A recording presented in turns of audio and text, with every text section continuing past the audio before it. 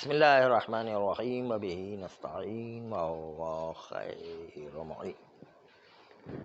وہ لوگ کہ جو ثابت کرتے ہیں کہ اہل کتاب نجس ہیں، انما المشرکون نجس کی آیت لے کر آتے ہیں، اس پر پہلا اشکال آغائے خوئی کا یہ تھا کہ نجس اصطلاحی کے معنی میں نہیں ہے، نجس لغوی کے معنی میں ہے، اس لیے آپ اس کے ذریعے سے اہل کتاب کی نجاست اصطلاحی کو ثابت نہیں کر سکتے ہیں۔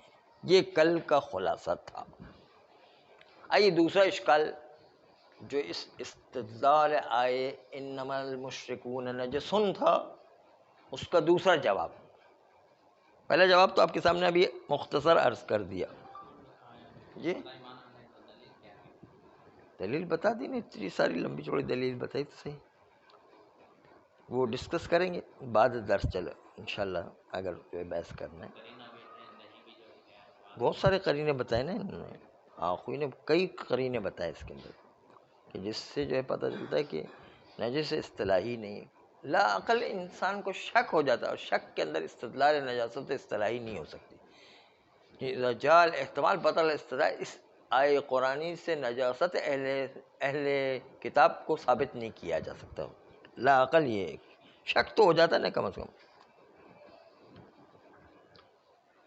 ثانیاً یعنی کوئی کو شک نہیں ہے، لیکن بالفرض اگر شک بھی ہو جائے، شک کے اندر جو ہے وہ نجاست اہل کتاب کا شک جو ہے وہ خود موجب بنتا ہے کہ اہل کتاب نجس نہ رہے۔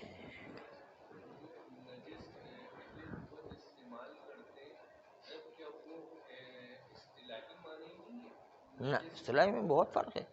جیسے انگریز لوگ دیکھنے میں بڑے صاف ستھرے ہیں لیکن ہے نجس، تو خالص صفائی کا نام جو ہے طہارت نہیں ہے، اور گندگی کا نام نجاست نہیں ہے، وہ لغوی معنی ہے۔ لغوی معنی گندگی کے اندر ہے نجاست کا، چاہے وہ پاک بھی ہوگا، جیسے بلغم کی مثال پیش کی، گندا ہے لیکن پاک ہے، پیپ پاک ہے لیکن گندا ہے، اصطلاحی اعتبار سے پاک ہے، وہ طہارت رکھتا ہے۔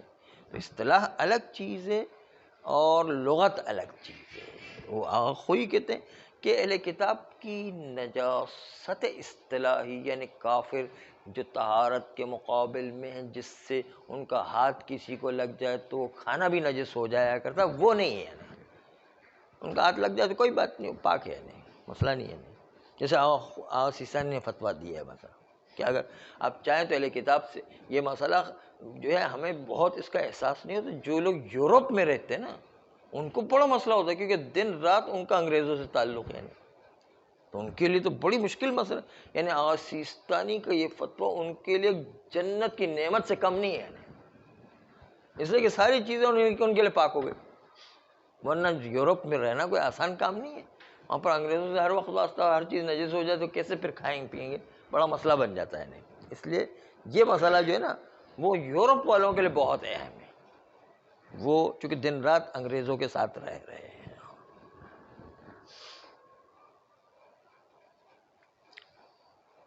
دوسرا اشکال جو آخوئی کا ہے وہ اشکال یہ ہے کہ شرک کے روایات میں متعدد مراتب ذکر کیے گئے، اور ان مراتب کے تقاضے کے اعتبار سے اگر ہم دیکھیں تو معصومین کے علاوہ شاید کوئی بھی شرک سے خالی نہ ہو۔ شرک اتنا دقیق ہے نا، اتنی باریک بینی کے ساتھ پایا جاتا ہے، پھر تو سب جو ہے مومنین کو کافر ماننا چاہیے، یہ تو پھر کوئی رہے گا ہی نہیں، سب کے سب نجس ہو جائیں گے۔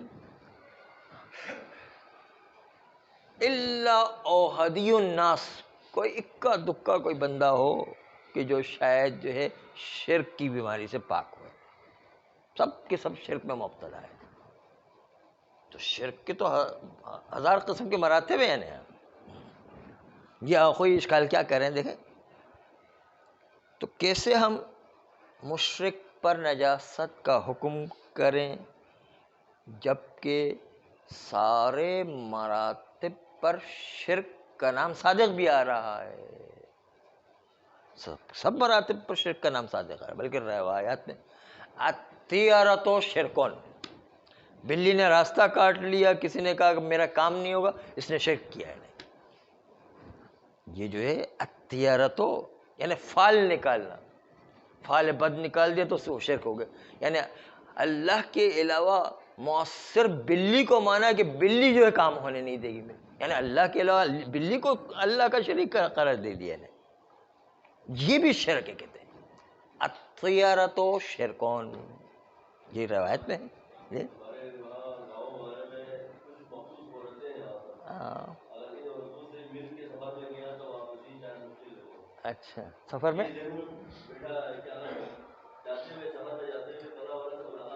اچھا اچھا اچھا ہاں، بہت سی عورتیں منحوس ہوتی ہیں، بہت سی بلیاں، کالی بلی جو ہے راستہ کاٹ لے تو وہ کام نہیں ہوگا مثلا، بہت سے لوگ بہت ضروری کام سے گھر سے باہر نکلتے ہیں، جیسے ہی گھر سے باہر نکل بلی نے راستہ کاٹ لیا، کالی کہتا آج تو کام ہی نہیں ہوگا، یا کبے نے کائیں کائیں کر دیا تو پتہ چلا آج کوئی کام ہی نہیں ہوگا مثلا، یہ شرک ہے۔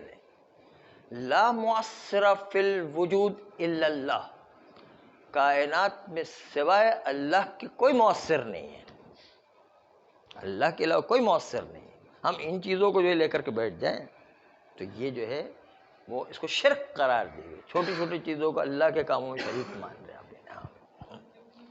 ہاں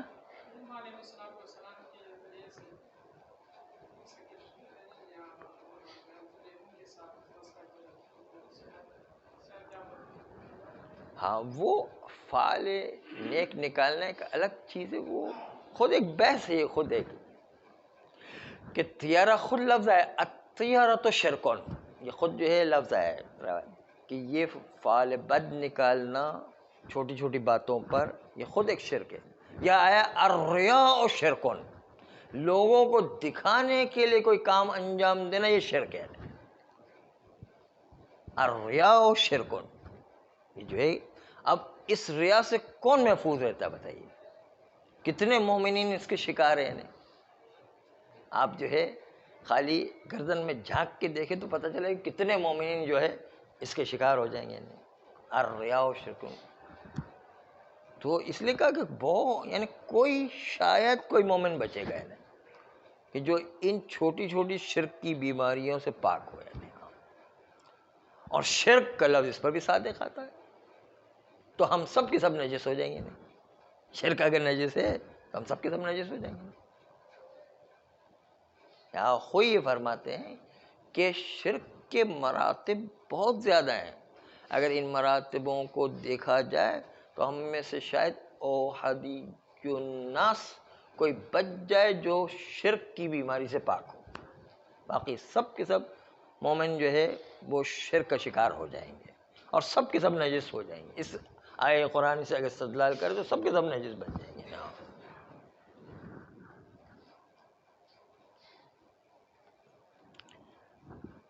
کہتے اس لیے کہ ہم خود اپنی آنکھوں سے مشاہدہ کرتے ہیں مومنین کو کہ وہ عمل میں زیادہ تر لوگوں کو دکھانے کے لیے کام کرتے ہیں، خود اپنی آنکھ سے مشاہدہ کر رہے ہوتے ہیں، تو آپ خود اپنی آنکھ سے جس کا مشاہدہ کریں اتنے کتنے زیادہ شرک والے لوگ پیدا ہو جائیں گے، اور اگر اندرونی طور پر دیکھیں جو ہم نہیں بھی دیکھ رہے ہیں تو کتنے لوگ جو شریک ہو جائیں گے، اس میں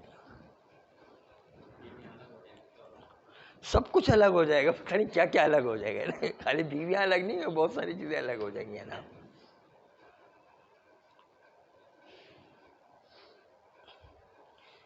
اس لیے اتنی سختی شرک کے مسئلے میں اور اس کے نتیجے میں سب کے سب مومن مشرک بن جائیں، اس کا کوئی بھی ملتزم و پابند ہونے کو علماء میں سے تیار نہیں ہے۔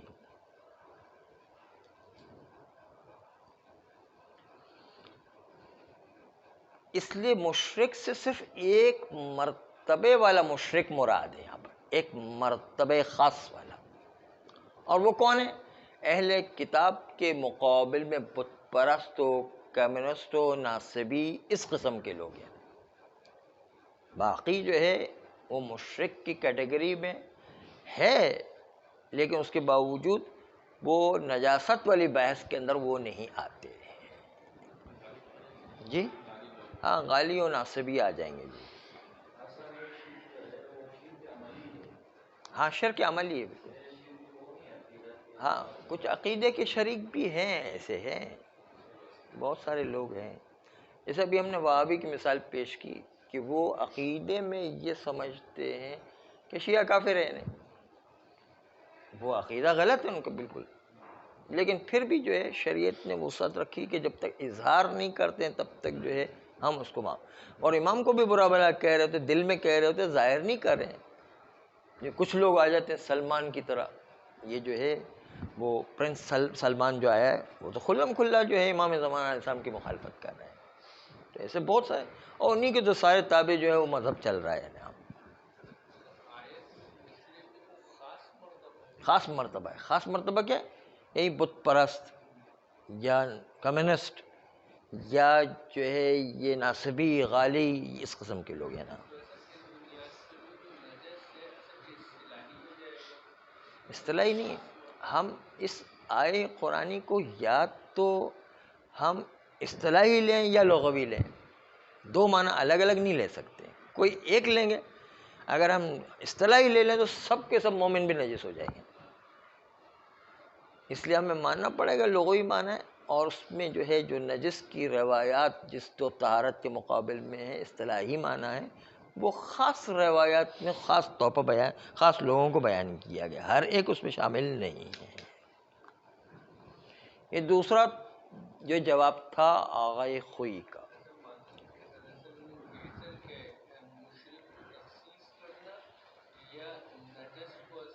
یہ لغوی معنی لے لیں گے، اس روایت سے استدلال نہیں کرتے. باہر دوسری صحیح روایت استدلال کریں گے کہ ناصبی کافر کے حکم میں دوسرے، اور جو ہے بت پرست جو ہے وہ کافر ہے اس لیے وہ بالکل نجس ہے، وہ دوسری روایت سے ثابت ہوگا، اس آیت سے ثابت نہیں ہو سکتا ہے. مشرک جو ہے وہ وہی مرتبہ خاص مراد لیا گیا ہے. ہاں، مرتبہ خاص کو دلیل لائیں گے دوسری روایت، اس روایت سے ثابت نہیں ہوگا انہیں، وہ اس کو تخصیص دیں گے روایت سے. ویسے تو عام ہے لیکن عام کو خاص کے ذریعے تخصیص دیں گے. ہاں، نجس حکم والا یہاں تو عام ہے کہ اس میں غلاظت ہے برا، یعنی سارے مشرک چاہے مومن بھی ہو، اس میں اگر شرک جیسی بیماری پائی جاتی ہے تو یہ غلاظت تو ہے، یہ جو ہے خرابی تو ہے، یہ جو ہے گندگی تو ہے. وہ ہم کہہ سکتے ہیں مومن میں بھی اگر ہے تو گندگی جو ہے خرابی تو ہے بہرحال، اس لیے وہ معنی لینے میں کوئی حرج نہیں ہے. مشرک کے عمومی معنی لیے جا سکتے ہیں، حتی مومن بھی شامل ہو سکتا ہے اس معنی میں، لغوی معنی میں ہو سکتا ہے. ہاں لیکن یہاں نہیں، وہ لغت دو ہی تو معنی ہے، یا اصطلاحی معنی لیں یا لغوی معنی لیں. ہم یہاں پر لغوی معنی لیں گے، اصطلاحی معنی نہیں لیں گے. اور اس کے نتیجے سارے مشرک جو ہے گندگی تو ہے، چاہے مومن کے اندر بھی ہو تو گندگی تو ہے بہرحال. ناپاک ہاں، یعنی اس معنی میں لغوی ناپاک معنی، اصطلاحی ناپاک کے معنی میں نہیں ہے.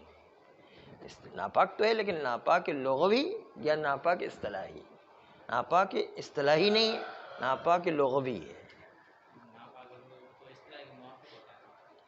اصطلاحی کے موافق نہیں ہوتے، دونوں میں بہت فرق ہے، اسی کو تو فرق قائم کر رہے ہیں. جیسے انگریز دیکھنے بہت خوبصورت ہے لیکن ناپاک ہے، لیکن ایک مومن بالکل گندا ہے، بالکل جو ہے وہ مٹی میں بھرا ہوا ہے اور گندے کپڑے پہنے ہوئے، لیکن وہ پاک ہے اس لیے کہ جو ہے اس نے کوئی اس کے ساتھ کوئی نجاست نہیں لگی ہوئی ہے. ہاں، ناپاک اس لغوی میں گندا بھی آ جاتا ہے، لغوی والے میں گندا آ جاتا ہے وہ. نہیں دونوں معنی آتے ہیں. اس زمانے میں خاص طور پر جو آئے قرآنی کا زمانہ تھا اس وقت جو ہے وہ گندگی کے معنی میں آتا تھا یعنی زیادہ تر. ہاں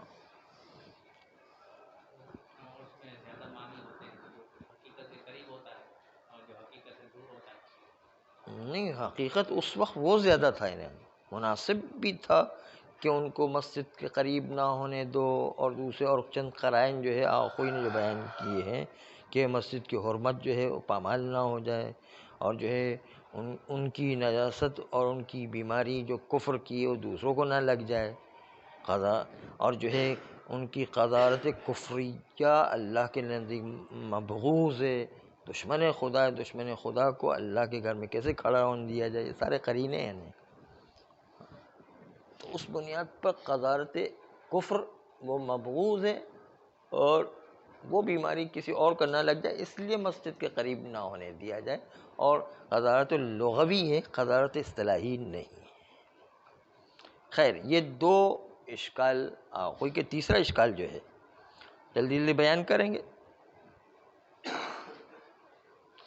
کہ ہم دیکھتے ہیں کہ آیات و روایات سب میں کہ مشرک کے احکام الگ بیان کیے گئے ہیں اور اہل کتاب کے احکام الگ بیان کیے گئے. اس سے بھی پتہ چلتا ہے کہ اہل کتاب مشرک کے ساتھ شامل نہیں ہے. یہ دو الگ الگ کیٹیگریز کر دینا بتا رہا ہے احکام کے لحاظ سے کہ مشرک کی کیٹیگری الگ ہے اور اہل کتاب کی کیٹیگری الگ ہے، اور سب کے احکام بھی الگ الگ ہیں. اور سارے احکام جو نجاست اصطلاحی والے ہیں وہ مشرک کی کیٹیگری میں ڈال دیے گئے، اہل کتاب کی کیٹیگری میں نہیں ڈالے گئے ہیں. اس سے بھی پتہ چلتا ہے کہ ان دونوں میں فرق ہے نہیں. اور اہل کتاب کے لیے وہ احکام نہیں جو مشرک کے لیے ہوا کرتے ہیں. چنانچہ فرماتے ہیں مشرک کے لیے جو بت پرست ہے، جو ناصبی و غالی ہے، جو کمیونسٹ ہے، اس کے لیے بلاد مسلمین میں ٹھہرنا جائز نہیں ہے، اور اس کو مسلمانوں کے شہر و وطن سے نکلنا واجب ہے. یعنی مشرکوں کو نہیں رکھا جا سکتا، کافروں کو نکال دیا جائے گا وہاں سے، کافر کو نکال دیا جائے گا، مسلمانوں کے ملک میں نہیں رہیں. اما اہل کتاب کو رہنے کی اجازت دی ہے. دیکھا دو فرق ہیں. ہندو ہے تو مسلمان مملکت میں نہیں رہ سکتا، اس کو وہاں سے نکالنا ہے. مسلمانوں کے علاقے کو بالکل صاف ستھرا رکھے. اگر آپ اسلامی حکومت قائم ہو جائے تو وہاں سے ہندوؤں کو، کمیونسٹوں کو، وہاں سے غالی و ناصبوں کو نکال دینا ہے، لیکن اہل کتاب سے جزیہ لے کر وہاں پر رکھنا ہے، کیونکہ وہ خدا کو تو بہرحال مانتے ہیں نہیں. بس اہل کتاب کا حکم الگ ہے، مشرکوں کا حکم الگ ہے. اگرچہ کہ کچھ مصلحتوں کی وجہ سے کچھ مملکتیں فوری عمل نہ کر سکیں، ممکن ہے ایران کے اندر حکومت اسلامی آنے کے باوجود کچھ مصلحتوں کی وجہ سے وہ نکال نہ سکیں، لیکن بہرحال شریعت کا حکم یہ ہے کہ اس کو مملکت اسلامی میں نہیں رکھنا ہے. بس یہ فرق بتا رہا ہے کہ مشرک کے اندر اور اہل کتاب کے اندر فرق ہے. اسی طرح اللہ تعالیٰ نے مشرکوں سے براءت کا اظہار کیا ہے، اہل کتاب سے براءت کا اظہار نہیں کیا ہے. بس جب ایسا ہے کہ مشرکوں سے براءت کا اظہار کیا ہے، اس میں اس مشرک میں عام میں از اہل کتاب شامل نہیں ہے. بس ظاہر یہ کہ مشرک جو ہے اس کے مقابل میں اہل کتاب ہے، اہل کتاب اس سے براءت کا اظہار نہیں کیا گیا ہے. صلی اللہ